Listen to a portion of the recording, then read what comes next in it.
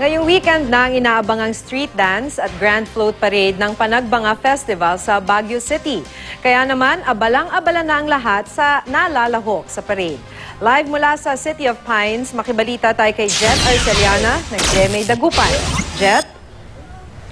Makiramdam na ang good vibes dito sa City of Pines dahil sa Panagbanga Festival. Tinakpan muna para hindi masilip ng publiko ang pagdisenyo sa mga float na kasali sa Grand Float Parade ng Panagbanga Festival 2014 sa Linggo. Bahagi rin ng Kapuso Network sa naturang parada. Gazebo-inspired ang float ng GMA Network na akma sa tema ng Panagbanga ngayong taon na lunti ang kapaligiran.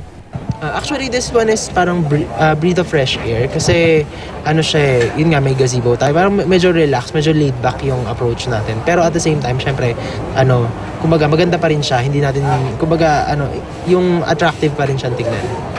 Mula sa La Trinidad Benguet ang karamihan sa mga ginamit na bulaklak kabilang ang mga orchids at para higit na lumutang ang temang Cordilleran, iba't ibang pinatuyong moss ang ipinalibot sa frame ng float. Disenyong Cordilleran cloth din ang ibabang bahagi nito kaya dilaw at puti ang nangibabaw na kulay. So mga kapuso, sana huwag niyong kalimutang puntahan dito sa Baguio yung float ng for Panagbanga, ang GMA. Ang sasakay po dito cast lead stars ng Carmela, si Marian Rivera at si Alden Richards. Abala na rin ang Baguio City Environment and Parks Management Office sa pagsasaayos sa 8 parke at street center islands sa syudad. Libu-libong plotted flowers ang kanilang inilagay sa binansagang Panagbanga tree. Poinsettia ang nangibabaw para ipamalas ang pamumukadkad ng syudad. Nagmula sa flower nursery ng Baguio City ang lahat ng bulaklak na ito. No picking of flowers, ganon. Tulad sa Burnham, sana sa grass, hindi dapat na apakan, ganon. Alagaan natin. Dapat tumulong naman ng taong bayan para maiayos natin. 19 na taon nang ipinagdiriwang ang Panagbanga Festival na unang tinawag na Baguio Flower Festival. Nangangahulugang panahon ng pamumukadkad ng bulaklak ang Panagbanga. Ayon sa mga kankana ay gaya ni Tatay Arturo, ito'y hindi lang simpleng kapistahan, kundi makasaysayang tradisyon. Yung adjay ko niya, ito'y Panagbanga. Okay lang jay, talaga. Siyempre ito Panagbanga ka talaga isuti pagkuanti ko niya.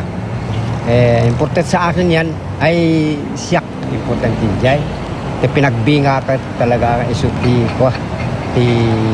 Pagkuan ti tao kasi ay siyak mat. Medyo kasla mat sunga aramidan miti ko. Sunga adati ko. Mura na kasi ay.